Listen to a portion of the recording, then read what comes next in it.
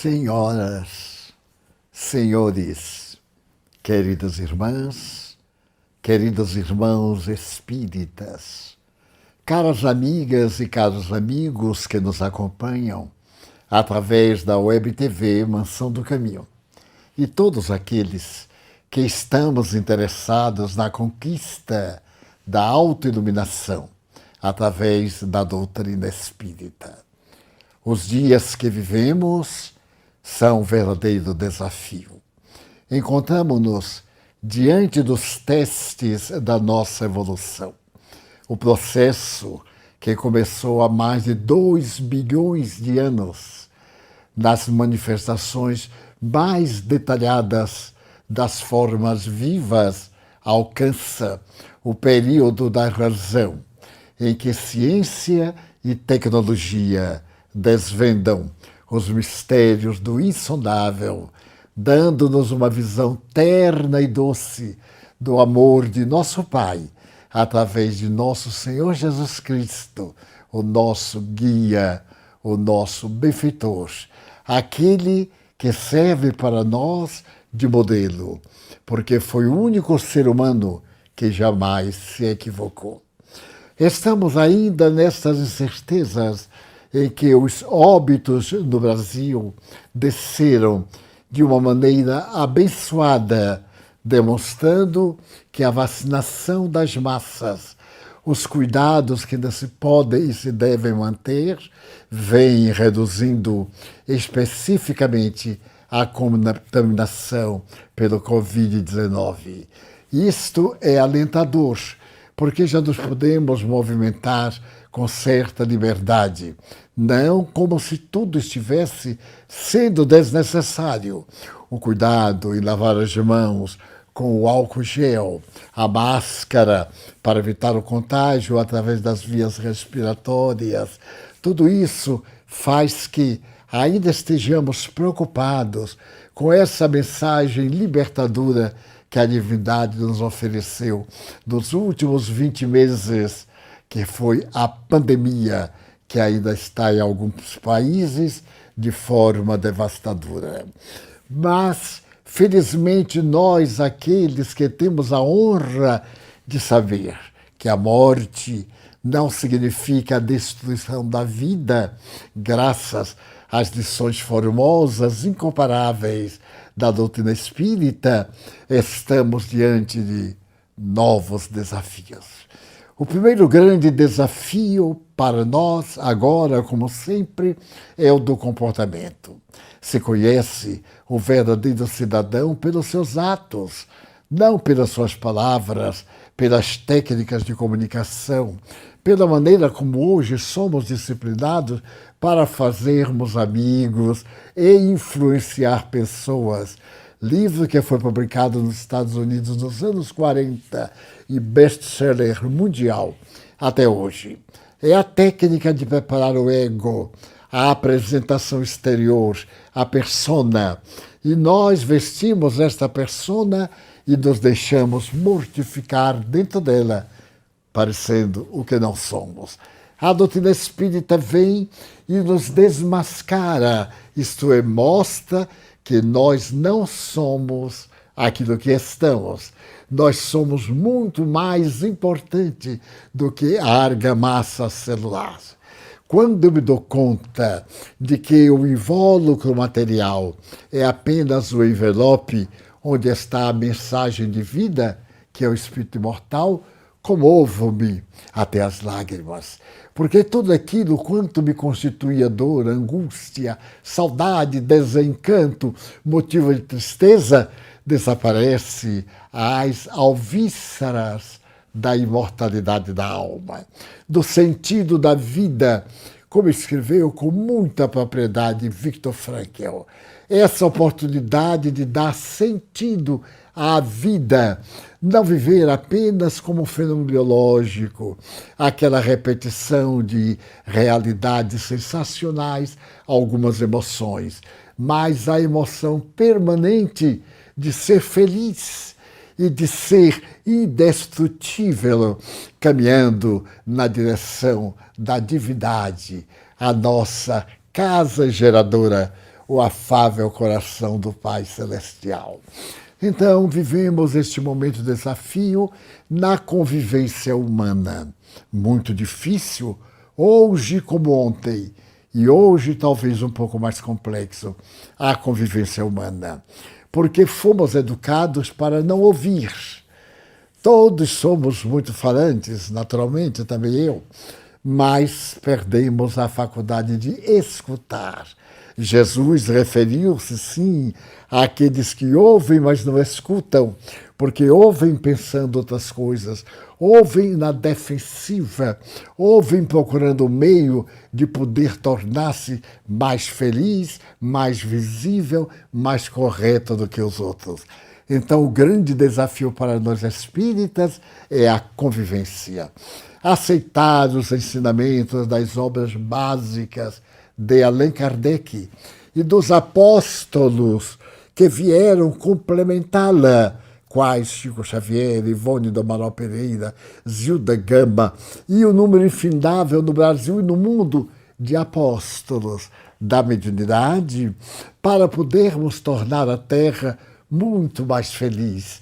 E para que isso aconteça, é necessário que não apenas tomemos conhecimento da doutrina espírita, mas deixemos que ela nos penetre, nos transforme e demonstre o seu poder avassalador de pegar a lama pútrida e transformar no jardim abençoado. Fazer que as flores que medram no Pantanal são lírios que nem Salomão, na sua glória, se vestiu da sua claridade, pulcritude, nem utilizou do seu perfume raro. Então nós estamos vivendo os momentos de dificuldades nos relacionamentos domésticos, relacionamentos familiares, relacionamentos sociais, do trabalho. E a Terra parece que está transformada num campo de batalha. Por qualquer uma coisa, surge em nós o sentimento de autodefesa, de agressividade, o instinto, e nós que fazemos? Passamos a detestar aquela pessoa que, por esta ou aquela pessoa, se nos opõe. Tenho acompanhado na vivência diária aqueles que nos dizemos espíritas, e que, toda vez quando contrariados nos seus pontos de vista, nos seus desejos, tornam-se adversários figadais de outros que antes eram seus amigos íntimos, co-participantes da sua aventura. E então a mim mesmo pergunto como pode o indivíduo abraçar uma doutrina cujas raízes são o amor, centradas na intimidade do solo da fraternidade, tornar-se um adversário inclemente e procurar destruir o outro somente por uma razão que não tem razão, porque é a razão de não nos atender em nossos caprichos, em nossas vacuidades. Então a beleza do Espiritismo está além da sua proposta filosófica, que é a de a incorporarmos ao nosso dia a dia. Eu me recordo de uma página muito bela, ditada pelo espírito Humberto de Campos, então com o pseudônimo de Irmão X, ao venerando apóstolo da mediunidade Chico Xavier. Irei narrá-la ao sabor da minha emotividade. Tratava-se de Pedro, na sua vilegiatura em Roma, aquele apóstolo que conviveu com Jesus, que o negou, sim, mas que deu toda a sua vida integrada perfeitamente no pensamento do Mestre. Tinha em Roma, numa das legiões, um adversário terrível. Esse homem que o detestava perseguia-o em todas as possibilidades que ele teria de servir, era checado pelo obstáculo terrível desse adversário que lhe dificultava a jornada. Quando, da noite terrível em que ele é retirado da prisão mamertina e é levado para a crucificação nos arredores de Roma, ali nos pantanais do castelo, onde hoje é o Vaticano, nós vimos que esse homem detestando Pedro, agride-o, esmurra-o, depois de humilhá-lo. E no momento quando Pedro opta por ser crucificado de cabeça para baixo, porque ele não merecia ter a morte do seu Senhor, o homem sapateia e goza, desfruta o prazer de ver aquele corpo venerando pela idade, pelo respeito, pelas ações de benefício da humanidade, recurvado e gasto, e ainda o agride. Mas Pedro se liberta. As asas da libertação tomam e ele voa em direção do coração de Jesus. É recebido pelo Mestre incomparável. As delícias do reencontro no reino das bem-aventuranças. Isto faz que Pedro agradeça ao seu mestre amigo a oportunidade de ter vivido na Galileia durante o grande apostolado.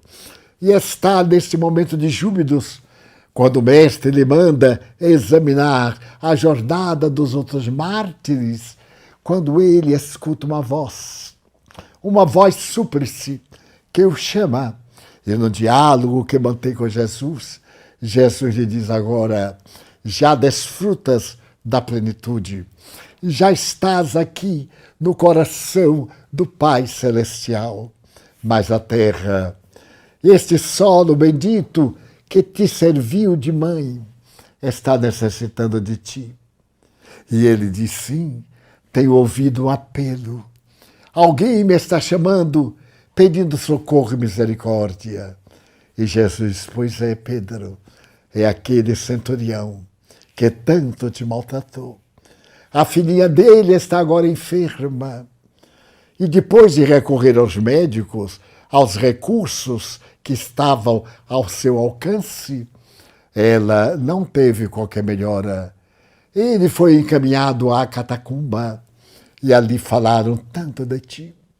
E porque a pequenina está esquálida, sofrida, quase às portas da morte, ele lembra-se de quanto te perseguiu, mas está te pedindo socorro.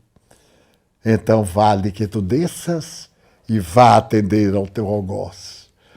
E Pedro, tomado de uma infinita ternura, volta a Roma, vai à casa do centurião. A meninazinha débil, devorada pelas febres, está quase no delírio. E o pai, o coração dilacerado, faz que ele, de joelhos, segurando a cabeça suarenta da meninazinha que delira, fique recordando do mal que fez a Pedro, de como o amargurou, pedindo-lhe perdão, mas ao mesmo tempo pedindo-lhe que, se for possível, cure a sua filhinha.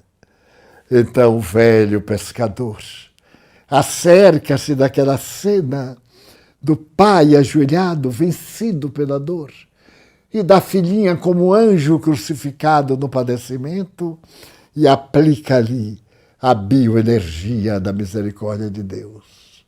Acaricia no fulcro do distúrbio orgânico, ele trabalha com as energias benéficas, os fluidos bons que ele aure agora em Jesus Cristo, penetra o corpo frágil da menina, que se revigora, e dentro de alguns instantes em que a febre amaina, a face pálida é manchada pela cor do sangue palpitando em pulsações harmônicas, e sorri a papai, chama-o pelo nome, e o pai compreende que foi Simão que trouxe a cura da filha, e abraça ternamente o anjinho encarnado, agradecendo a Deus. Quero dizer que o cristianismo, hoje revivido pelo Espiritismo, é essa doutrina que faz amar àqueles que nos perseguem. Se é difícil amar aos que nos são indiferentes, quão difícil é amar aqueles que nos perseguem, que nos maltratam. Mas este é o desafio, porque o perseguidor é alguém profundamente infeliz. Aquele que tem ódio intoxica-se com esse veneno que lhe destrói as células mentais, os neurônios, e faz a sua vida um verdadeiro caos. Então Jesus vem com as blandícias do amor e nos fala: amai a vossos inimigos. Então costumamos dizer que é natural num planeta ainda de provas todos nós termos inimigos, mas também é necessário que todos nós não sejamos inimigos de ninguém. Eu, você, quase todos nós, temos aqueles que nos detestam, nossos seres queridos de ontem, que se envenenaram nas suas inseguranças, nos seus tormentos, nos seus dramas, que em verdade não nos amavam. Distraíam-se com a nossa afetividade, agradava-lhes ao ego a nossa forma de ser em relação a eles. E no fundo, talvez, até nos antipatizassem, porque desejassem talvez competir, superar. Em quê? Ninguém supera outrem, senão nas leis da vida. Caridade, misericórdia, compaixão, perdão das ofensas. E de repente, tocados em uma parte distônica do self, deixaram-se vencer pelos miasmas acalentados em silêncio e se tornaram nossos inimigos. Apesar disso, amemo-los. Aqueles amores que um dia coabitaram conosco no leito de intimidade e hoje armam-se para nos matar, estão doentes. Aqueles que avançaram contra nós, contra nossa honra, contra nosso valor, contra os valores do coração, entendamos, o seu amor enlouqueceu. Esta é a mensagem deste momento de urgência. Amar um pouco mais, vencer as hostilidades, tornar a nossa família mais simpática, vivermos em um lar mais cordial.